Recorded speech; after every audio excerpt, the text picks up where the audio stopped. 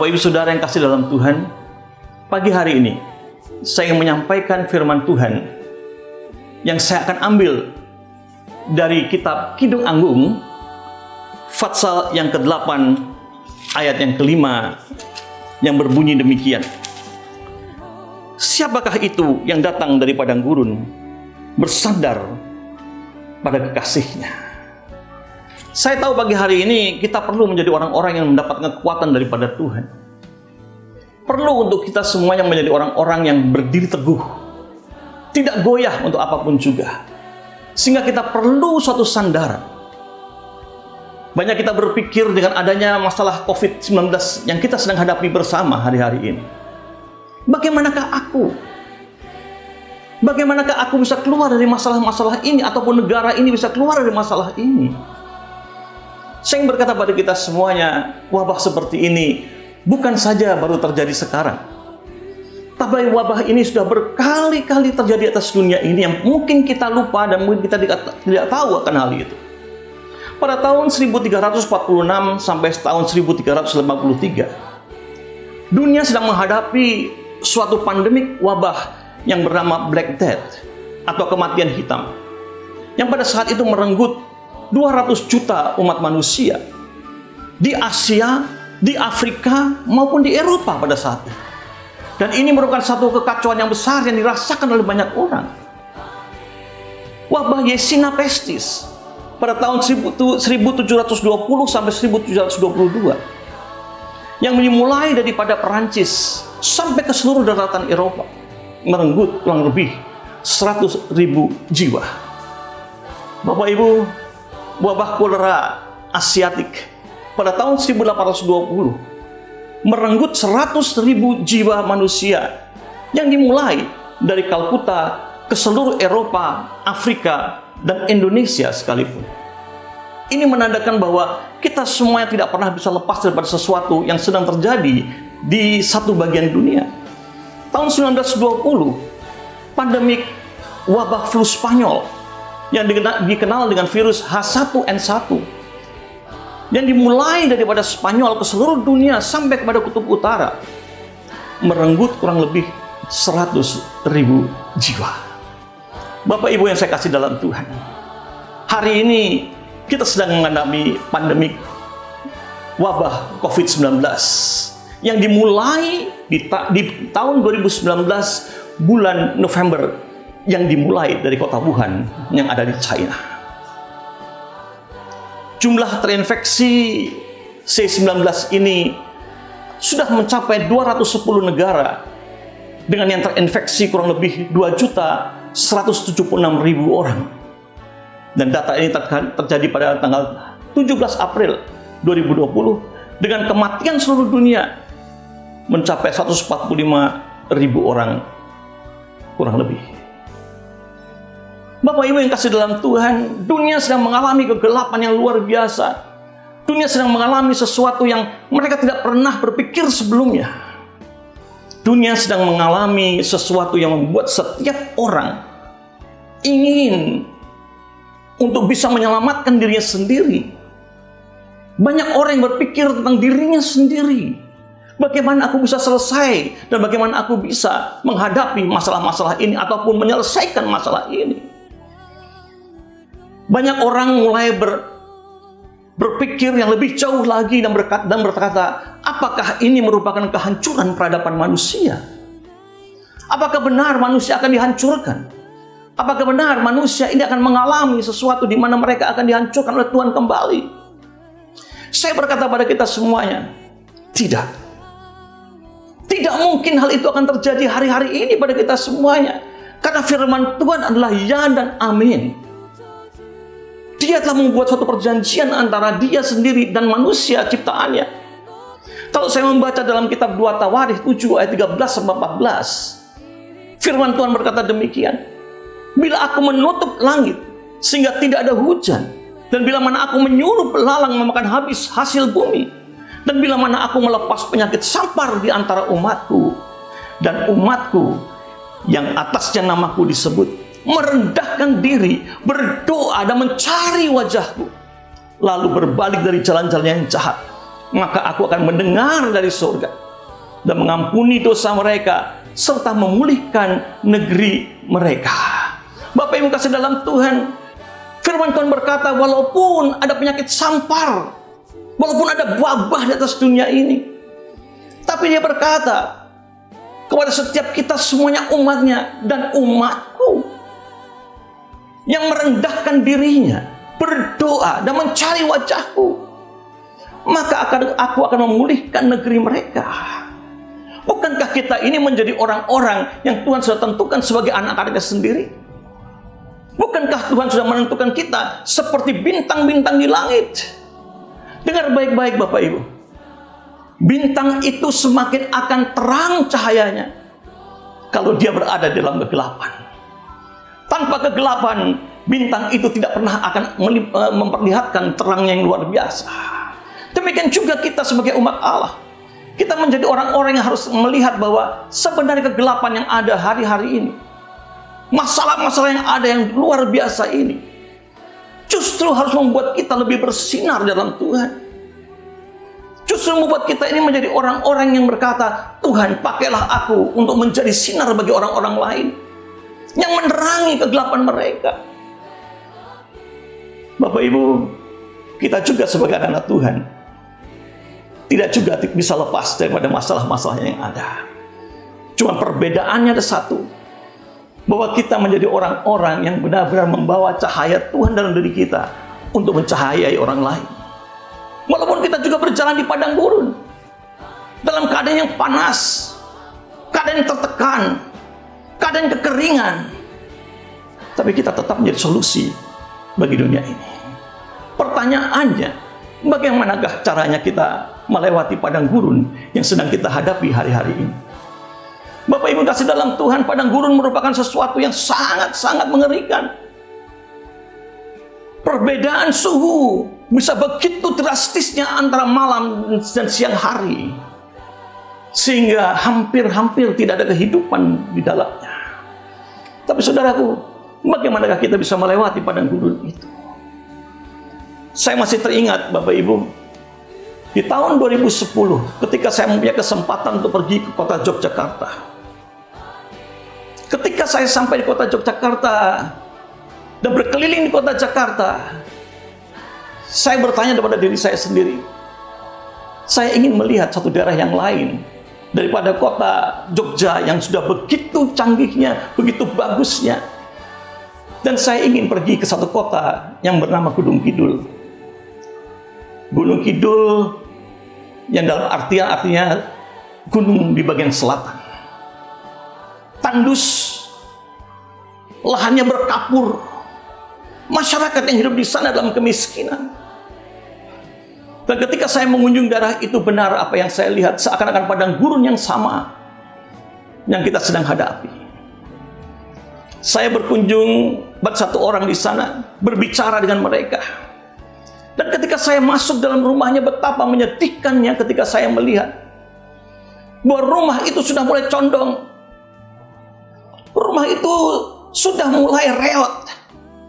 Tetapi saudara, untuk menahan rumah itu supaya tetap berdiri dengan tegak, supaya rumah itu jangan sampai ambruk, maka pemilik rumah menempatkan tongkat-tongkat atau kayu-kayu penyangga untuk menyangga rumah itu.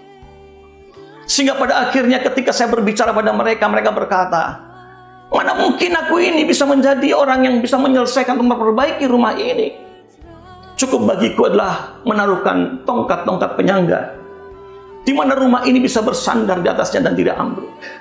Bapak Ibu Saudara sekalian dalam Tuhan, kita menjadi orang-orang yang justru seringkali bersandar dalam hal-hal yang kita tidak perlu bersandar padanya. Ada satu kata-kata yang indah, jangan bersandar pada siapapun kecuali pada Sang Pencipta itu sendiri. Dan Sang Pencipta itu adalah Tuhan Yesus. Saya ingin berkata pada kita semua, jangan kita pernah bersandar pada kekayaan kita, karena kekayaan kita akan dimakan ngengat dan karat, dan juga akan habis pada waktunya. Jangan kita bersandar pada nafsu kita, karena nafsu kita akan memasukkan kita ke dalam berbagai-bagai pencobaan, bahkan akan menjadi dosa-dosa yang sangat besar. Jangan pernah kita bersandar pada kepandaian kita, karena kepandaian itu justru akan membawa kesombongan ke diri kita masing-masing.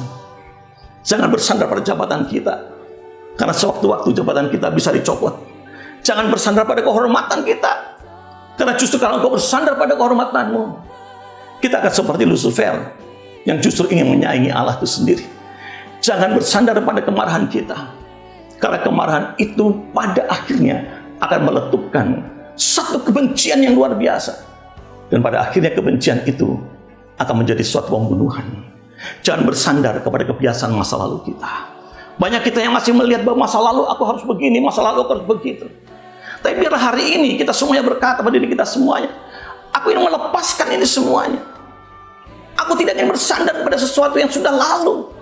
Tidak bersandar pada diriku sendiri. Ada satu kata-kata yang indah yang ingin saya sampaikan kepada kita semuanya.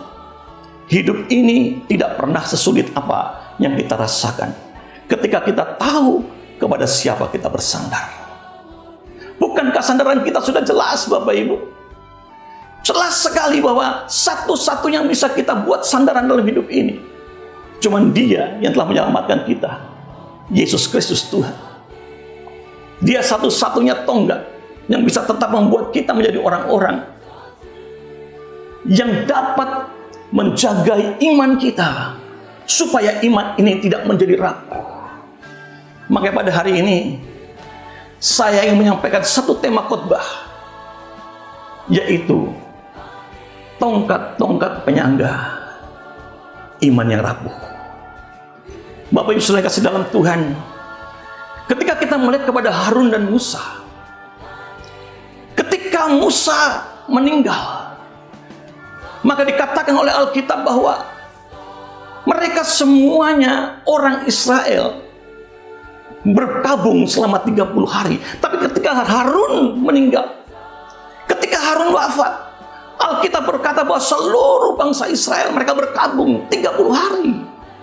Lebih dahsyat daripada Musa sendiri, karena dikatakan seluruh bangsa Israel. Bapak Ibu saudara kasih dalam Tuhan, orang Israel sampai melakukan perkabungan 30 hari, seluruh orang Israel. Kenapa? Karena orang Israel bisa melihat Harun dalam segala kelemahannya, sehingga dia harus mencari sandaran, yaitu kepada Musa itu sendiri. Saya ingin berkata pada kita semuanya, Harun orang yang sebenarnya tidak layak menjadi pemimpin di situ.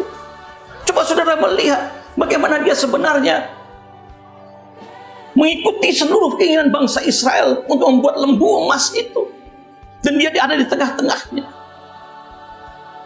Sehingga ketika ditegur oleh Musa, betapa dia merasa sangat-sangat kecil dan rendah. Dia berkata, aku tidak layak, aku tidak layak. Tapi dengar Bapak Ibu, Musa merupakan penyangga bagi Harun.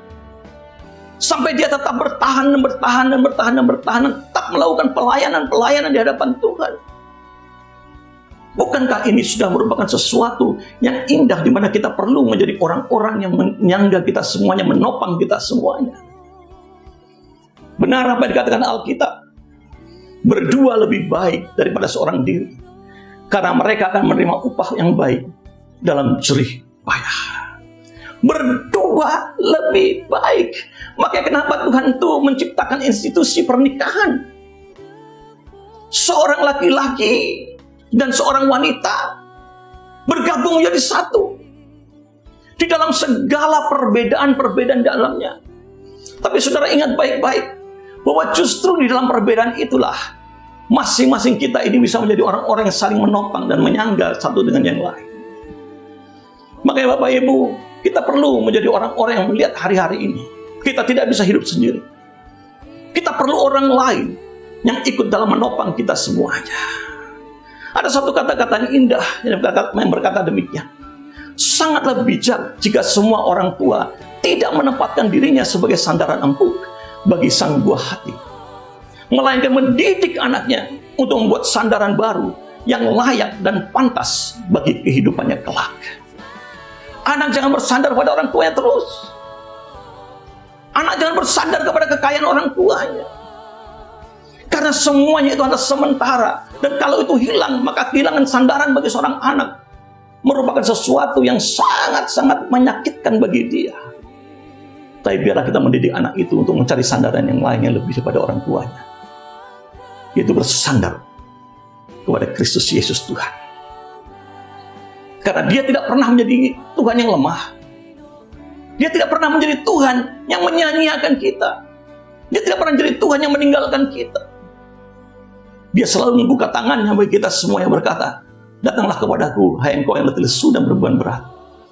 Aku akan memberikan kelegaan kepadamu. Biarlah anak-anak kita menjadi anak-anak yang hanya bersandar pada Tuhan, bukan kepada kita sendiri. Ayat selanjutnya pada ayat 12 berkata demikian. Dan bila mana seseorang dapat dialahkan, 2 orang dapat bertahan. Tali 3 lembar tidak mudah untuk diputuskan.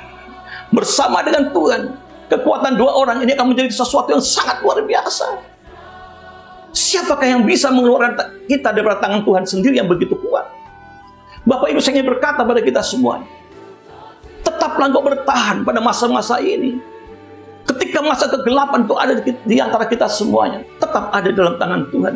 Menyatu dengan Dia, mencari wajahnya, menanti kehadirannya dalam dirimu masing-masing. Memang banyak sekali yang kita harapkan daripada Tuhan. Kita minta kepada Tuhan. Tapi pernahkah engkau menjadi orang-orang yang duduk tenang dan mendengarkan suara Tuhan berbicara kepadamu? Dan lakukanlah apa yang Dia katakan kepadamu. Dalam Alkitab tertulis tentang satu kisah antara Paulus dan Barnabas. Satu hari Paulus berkata kepada Barnabas, mari kita pergi ke daerah Antioquia dan menyampaikan lagi penginjilan-penginjilan yang ada, dan mulai melihat kepada jemaat-jemaat yang sudah kita bangun. Barnabas menyetujui hal ini, tapi dia berkata, biarlah aku membawa Yohanes Markus bersama dengan aku. Tapi Paulus, Bapak Ibu, Paulus berkata, tidak layak untuk membawa Yohanes Markus bersama-sama dengan kita. Karena pada waktu itu dia meninggalkan kita di Pamfilia. Terjadi pertengkaran antara mereka, dan mereka antara berpisah, Paulus dan Barnabas. Barnabas pergi membawa Yohanes Markus, dan Paulus memilih Silas untuk bersama-sama dengan dia ke Antioquia. Bapak Ibu saudara yang kasih dalam Tuhan, seakan-akan Yohanes Markus dikecilkan oleh Paulus. Seakan-akan Yohanes Markus dibuat sebagai seorang yang tidak berarti, yang tidak berharga di hadapan Paulus sendiri. Tapi siapakah yang menguatkan Yohanes Markus? Tidak lain seorang yang bernama Barnabas. Berkali-kali dia menguatkan, memotivasi kembali Yohanes Markus. Tapi pada waktunya, Bapak Ibu, Paulus menyadari bahwa dirinya adalah salah. Maka dia tuliskan dalam 2 Timotius 4 ayat 11.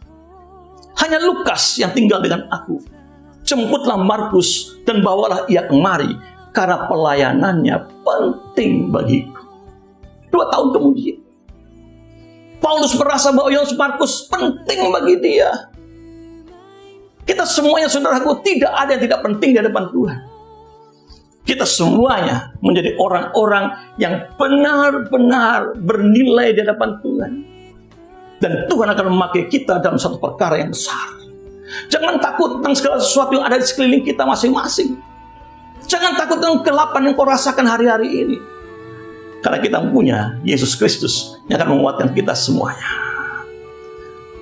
Saya ketika pulang dari Belanda, saya terkesan dengan satu lagu yang betul-betul menyentuh hati saya dan membuat saya sampai hari ini berkata, Tuhan, ini yang kuinginkan. Kata atau lagu itu berjudul Hot van Trouw. Pada refrennya dikatakan demikian.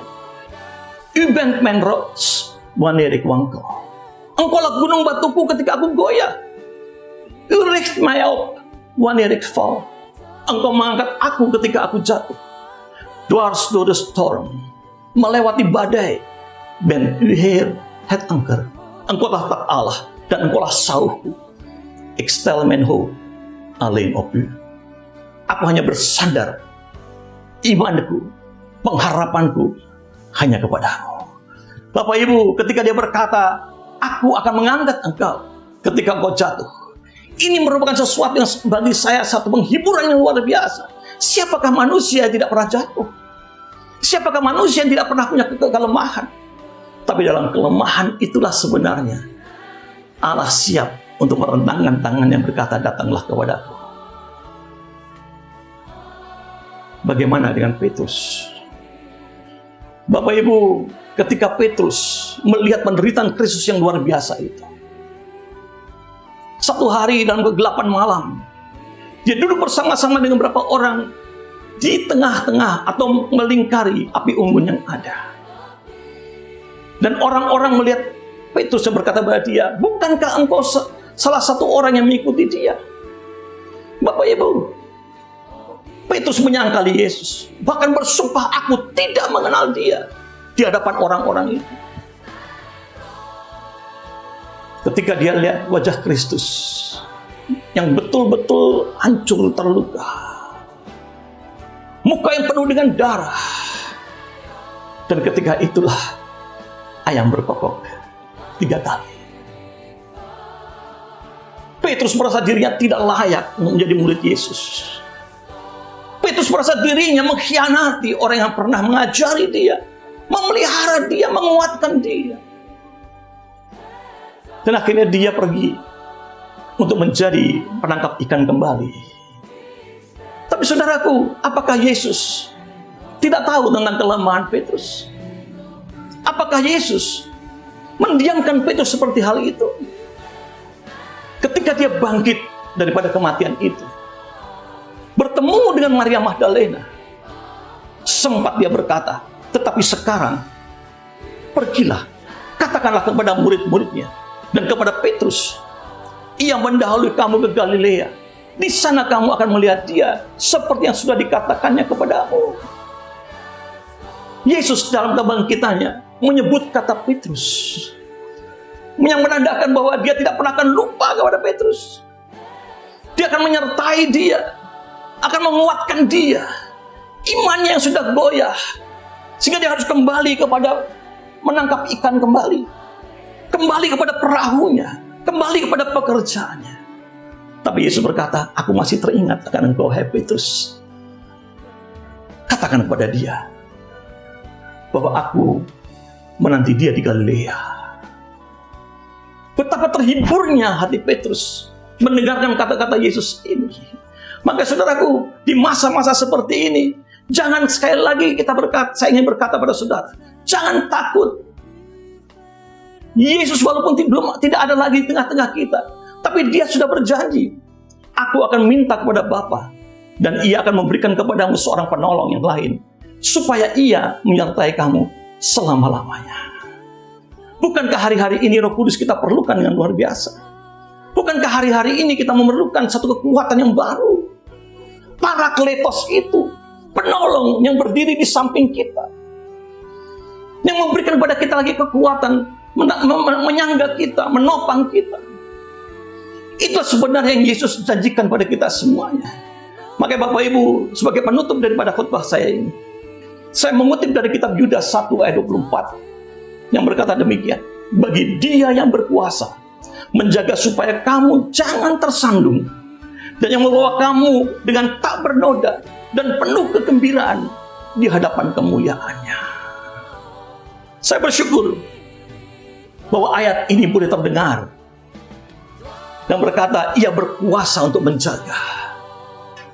Kuasa Kristus sanggup untuk menjagai kita semuanya, supaya kita tidak jatuh, bahkan membawa kita tidak bernoda, menjagai kita supaya kita dapat hidup dalam kekudusan dan kesucian, dan bahkan kita akan penuh dengan kegembiraan di hadapan kemuliaannya, bersorak-sorai kepada Dia, mengucap syukur kepada Dia, dan berkata, hanya Engkaulah Allah yang sanggup untuk menopang seluruh kehidupanku.